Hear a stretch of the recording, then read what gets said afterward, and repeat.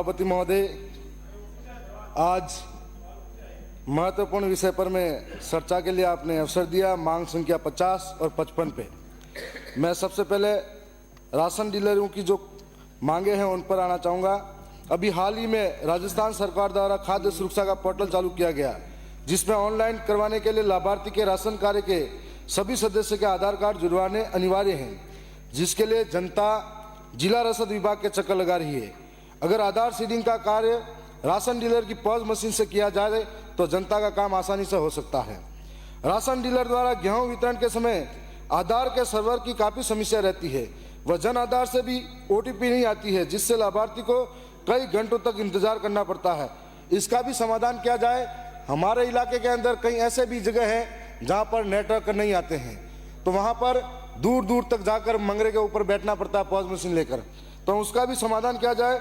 Ration dealer का जो commission है 6-7 महीने तक हो गए, उनको मिल नहीं रहा है, जिसको प्रति महीने दिलवाए ताकि वो उस अपना गुजारा सही तरीके से कर सके। राशन डीलर को राज्य व केंद्र सरकार द्वारा कुल 137 रुपये प्रति क्विंटल दिया जाता है, प्रस्तावित है, जो कि नहीं मिलता।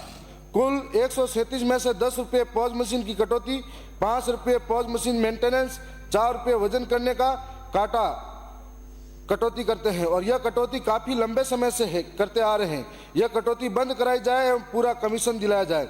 राशन डीलर को गेहूं में 2% प्रति क्विंटल सीजत दी जाए, क्योंकि एक FCI से जो गेहूं आता है उसमें तोल काफ़ी कम बढ़ता है। हम नए राशन दुकानें खोलने के लिए 500 रुपये का जो 500 राशन कार्ड के ऊपर एक नया राशन खोला जाए, ऐसा आपके प्रावधान है। लेकिन हमारे इलाके के अंदर जो घर हैं वो दूर दूर बने हुए हैं, कोई बस्तियां हैं दूर दूर है, तो उस पर ट्राइबल इलाके के अंदर 300 राशन कार्ड पर एक दुकान खोली जाए, इसका प्रावधान माननीय मंत्री जी किया जाए। अभी हाल ही में राज्य सरकार द्वारा 1 लाख या अधिक वार्षिक आय वाले लाभार्थी को गिव अप अभियान में हटाया जा रहा है, जबकि एक मजदूर भी अगर 300 रुपये कमाकर इकट्ठा करेगा तो एक साल में 1 लाख से ऊपर कमाएगा। तो इसको 2.5 लाख से अधिक किया जाए ताकि सारे लोग इसमें आ सके।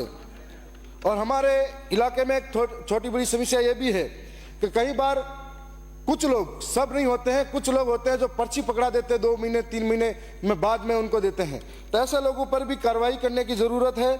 मैं साथ में यह भी कहूँगा कि पिछली बार गहलोत साहब की सरकार थी, उस वक्त गरीब परिवारों को फूड पैकेट योजना के नाम पर मिर्ची, तेल, नमक इत्यादि दिए जा रहे थे, और उन जैसे ही सरकार बदली उनके थैले टंगे के टंगे रह गए। आज सरकार ने गरीबों का मजाक बनाया हुआ है, चाहे ये सरकार हो चाहे ये सरकार हो, जैसे ही सरकार का समय नज़दीक आता है लुभाने के लिए उनको जो चीज़ें पकड़ा दी जाती है लेकिन बाद में नहीं मिलता है।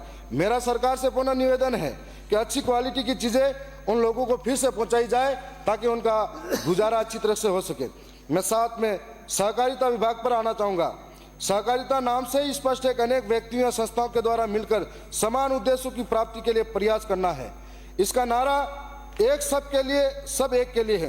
विधानसभा क्षेत्र में कुछ ऐसी समितियां भी हैं जिनके कार्य करते हुए आज 10 वर्ष हो गए हैं और आज तक इन समितियों में गोदाम नहीं बने हैं, और वहां के किसान खाद और बीज के लिए दर दर की ठोकरें खाते हैं और बाजार में उच्च दाम पर खाद बीज खरीदते हैं। साथ ही प्रतिवर्ष रबी सीजन में खाद की किल्लत में विधानसभा क्षेत्र में इसके 2 मुख्य कारण हैं। हमारे मंत्री जी वैसे हमारे पड़ोसी भी हैं, तो खाद की जो रेक पॉइंट लगता है वो चंदेरिया में लगता है, जिसे यूरिया रेक पॉइंट से विधानसभा क्षेत्र में ट्रांसफर करने में भारी समस्या आती है। तो इसको रेक पॉइंट दरियावाद से लगभग 120 किलोमीटर की दूरी है, तो वह वाजिब भाड़ा वगैरह नहीं मिलता, तो बहुत सारे गाड़ी नहीं लगाते हैं। इस रेक पॉइंट को चंदेरिया और निम्बाहेड़ा में भी किया जाए ताकि हमारे आसपास के इलाके में नज़दीक होगा, और मंत्री जी हमारे इलाके के नज़दीक है तो उस इलाके के लिए सोचेंगे भी, मुझे पूरा विश्वास और भरोसा भी है। दूसरी समस्या यह है कि समितियों में खाद तो आता है पर खाद के साथ में नैनो यूरिया और अन्य तरह की चीज़ें भी पकड़ाई जाती है, तो किसानों को जब तक नैनो यूरिया के उपयोग के बारे में मालूम नहीं पड़ेगा तब तक वो इस्तेमाल ही नहीं करेगा, तो जिससे समितियाँ भी डरती हैं कि हमारे ऊपर आर्थिक भार बढ़ जाएगा तो हम लोग ये खाद लाए या नहीं लाए। तो आप इस तरीके से सभी सहकारी समिति को अगर पाबंद करेंगे तो खाद की किल्लतें कम पड़ जाएगी। इसके लिए साथ में दूसरी समस्या यह है कि समिति में खाद तो आता है पर खाद के साथ में महोदय सरकार की योजनाओं का धरातल पर क्रियान्वयन समिति द्वारा ही किया जाता है, परंतु आज टीएसपी क्षेत्र में समिति में कार्यरत कार्मिकों की दयनीय स्थिति है। समिति में लोन वितरण के अलावा और कुछ कार्य नहीं है, जिससे समिति मैनेजर को वेतन लेने के लाले पड़े रहे हैं। मेरा निवेदन है कि अन्य विभागों की तरह प्रदेश की ग्राम सेवा सहकारी समिति में कार्यरत कार्मिकों का नियुक्त कैडर निर्माण किया जाए, जिससे सहकारी समिति में कार्य को भी पारदर्शिता आएगी और इतने वेतन की समस्या दूर होगी। माननीय सभापति महोदय, मेरी पार्टी से 4 में से 1 ही सदस्य बोल रहा है, तो 1-2 मिनट तो एक्स्ट्रा मिलना चाहिए। प्रत्येक समिति को राशन वितरण का कार्य दिया जाए ताकि राशन के कमीशन में भी आर्थिक रूप से सक्षम होगी। साथ ही टीएसपी क्षेत्र में किसानों की जोत छोटी होती है और प्रदेश के अन्य क्षेत्र में जोत बड़ी होती है, परंतु सभी किसानों की ऋण साख की सीमा एक जैसी बन रही है, जिसमें कि टीएसपी क्षेत्र के छोटे किसानों को सही लाभ नहीं मिल पा रहा है। टीएसपी क्षेत्र की ऋण साख सीमा को 1.50 लाख से बढ़ाई जाए ताकि किसानों को आर्थिक संबल मिल सके। दरियावत की उप तहसील मुंगाना की दरियावत की कोऑपरेटिव बैंक से दूरी 25 किलोमीटर है।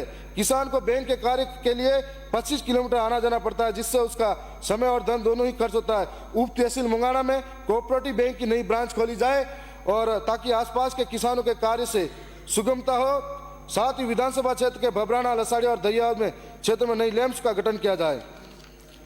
दरियावत क्षेत्र की समितियां वचपुरा, नाट, जडोली, जिनका पंचायत पंजीयन 2015 में हुआ और मेरे गृह पंचायत भांडला में भी वर्ष 2022 में लैंप्स का गठन हुआ है, परंतु विभाग द्वारा अभी तक गोदाम के लिए ना ही जमीन उपलब्ध कराई गई है और ना ही गोदाम के लिए राशि। साथ ही दरियावत लैंप्स का वर्ष 1976 में बनी, जो कि ब्लॉक मुख्यालय की समिति है, जिसका गोदाम वह भी जीर्ण अवस्था में है। बरसात के दिनों में लैंप्स भवन के ऊपर तिरपाल लगाकर रखते हैं, फिर भी खाद और बीज भीग जाता है।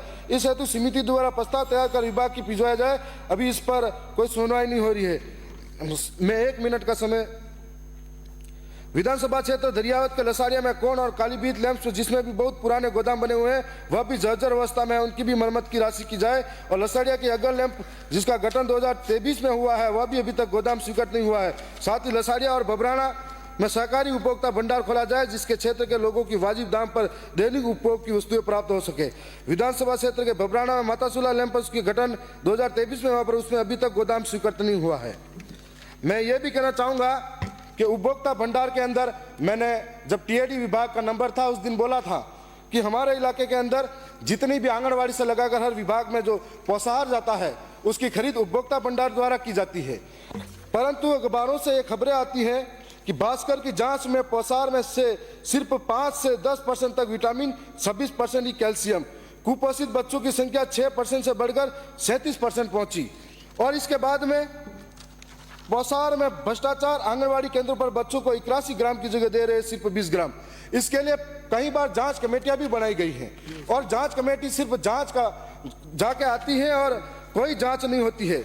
मैं आरटीटीपी एक्ट 2012 एवं अधिनियम 2013 में बने हुए हैं। प्रदेश के सभी विभाग, बोर्ड, निगम एवं सरकार द्वारा नियंत्रित सभी संस्थाएं इनकी पूर्णतः पालना के लिए बाध्य हैं, लेकिन भंडारों द्वारा हर महीने टीएसपी क्षेत्र के प्रत्येक जिले में लगभग 2 करोड़ रुपए की सामग्री की खरीद एवं परिवहन बिना किसी टेंडर प्रक्रिया के 60 गाल वाले व्यापारी से मिलीभगत कर की जा रही है। हर महीने प्रत्येक जिले में लगभग 2 करोड़ रुपए की सामग्री की खरीद आज के जमाने में सिर्फ कोटेशन के आधार पर की जा रही है। उपभोक्ता भंडारों द्वारा कोटेशन और बिल तो बड़े ब्रांड के दरों में दिए जा रहे हैं, लेकिन सप्लाई घटिया क्वालिटी के लोकल ब्रांड के उत्पादों की जा रही है। मजेदार बात यह है कि उत्पाद खाद्य सुरक्षा विभाग की जांच में स्टैंडर्ड भी साबित हो गए हैं।